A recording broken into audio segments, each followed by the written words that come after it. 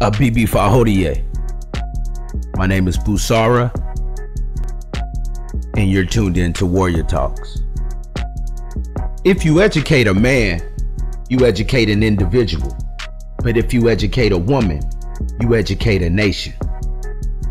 And that African proverb that I just read is going to lead us directly into the conversation that I would like to have. Okay? And it's directed at men. The proverb seems as if it's directed at women, but it's about the man's role or the man's role as a protector. And it's going to tie directly into the proverb that I read previously or at the beginning of it. It is the woman's job to nurture, to teach the children. I would like to use a quote from the former president of Malawi, who was a woman. Okay, her name is Joyce Banda, and I'm not really familiar with her politics or anything of the sort, but she is an African woman, beautiful. The quote goes as, "The seeds of success in every nation on earth are best planted in women and children." I couldn't agree more, because women are the first teachers, the first nurses, as Elijah Muhammad says. Mothers are the food source, the life source to the children. So, knowing this, what is the man's role? What is the role of the man? If we know that educating a man is just educating the individual, but educating a woman is educating a nation. If we know this, then we know that protecting women is protecting the nation.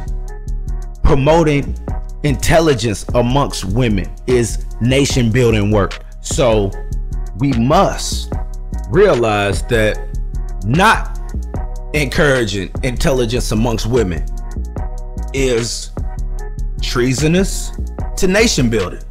Womanizing is treasonous to nation building. Spreading lies to women is treasonous to nation building, because again, if we're lying to our women, we're lying to our children. If we want our women not to be smart, then that means we're hindering our children, especially our daughters. If we're over-sexualizing our women, that means that we're going to over-sexualize our sons and our daughters. We have to look at the risk and the reward for anything that we allow to penetrate the front line of men protecting the women and children. And I subscribe to the philosophy that when men protect, you may not agree with the method, but you will be protected.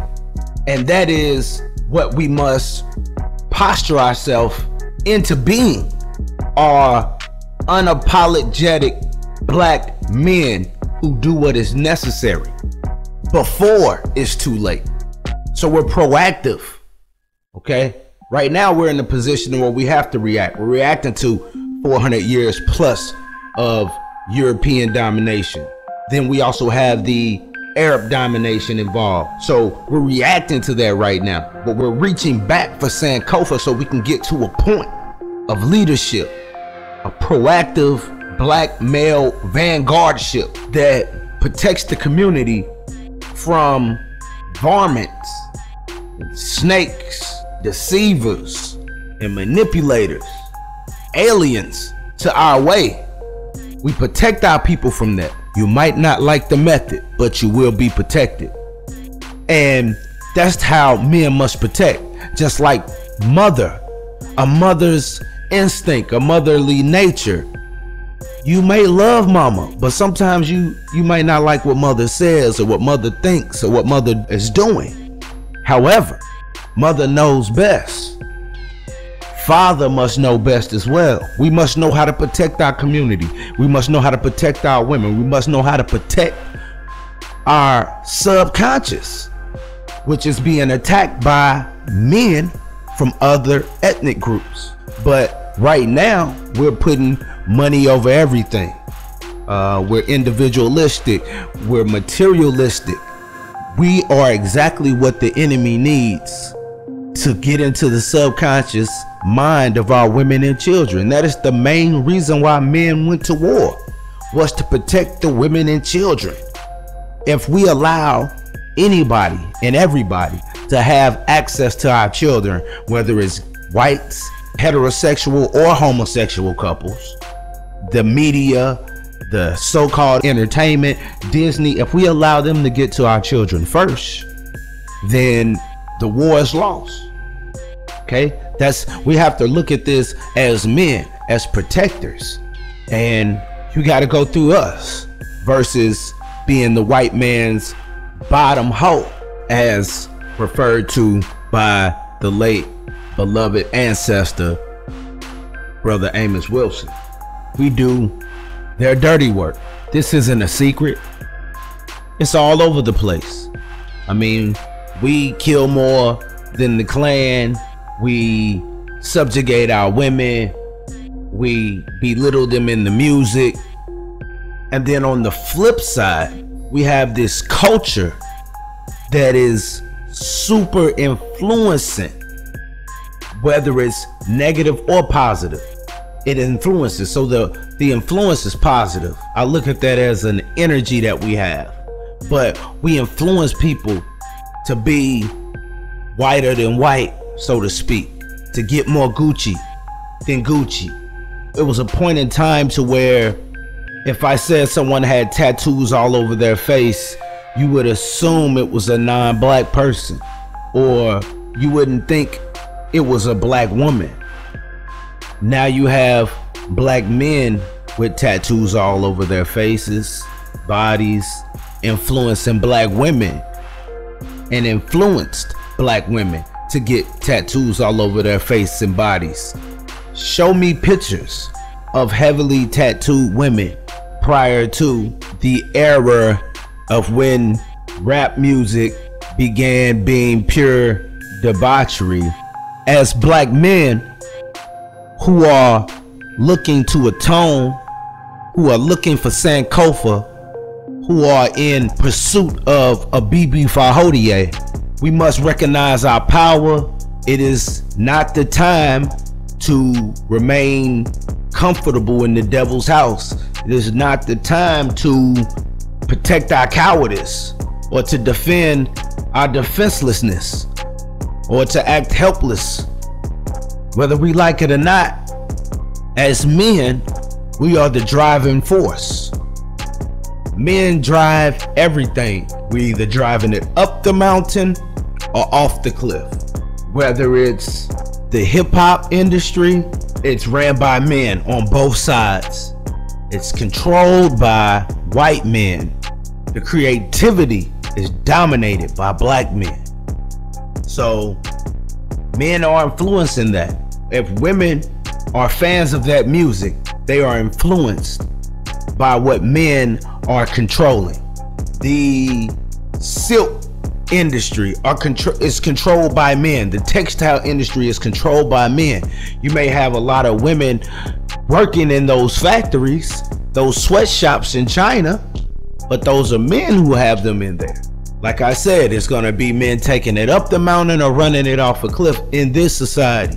The feminist movement is ran by men. The whole argument is centered around what men do. Their whole existence is predicated on what men have done. It's not centered beyond that. It's centered on the equality and a prejudice and a bigotry experience from men, not from non-men, but from men. It's men are the driving force. So where are we gonna drive black people, black men? Are we gonna drive them up the mountain or off a cliff? So, in closing, in pursuit of a BB Fahodier, black men must protect. So, black women can be the seed bearers and the nurturers that they are to the children who will grow to be strong men, strong women, who reflect a BB Fahodier, But if men don't pursue a BB Fahodie and they're pursuing white women, or they're pursuing the NBA playoffs, or the NFL playoffs, or March Madness, or any other distraction that is not controlled by black men, expect for black women and black children to be easily penetrated by non-black people, to do non-constructive things for black people with their efforts, with their degrees, with their genius, with their high IQ scores. It will all go towards the benefit of someone else. And that's why when you educate a man, you educate a person. But when you educate a woman, you educate a nation. And those who we at war with know this. Look what they got our women being entertained with. And it's not nation building things. And when they do smarten our women up, it's to build their nations. They're not uplifting our Assadas, our Dr. Francis Quelch Welsons, the Ava Muhammads of the world, the Queen of Fuas of the world. No, the enemy is projecting the morally corrupted women, the sexually confused women, the intellectually manipulated women to our people, to our children. So now, more than ever, we must reach back.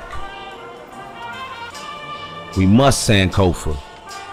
We cannot continue going into this whirlwind of no planning, no male protection, and expecting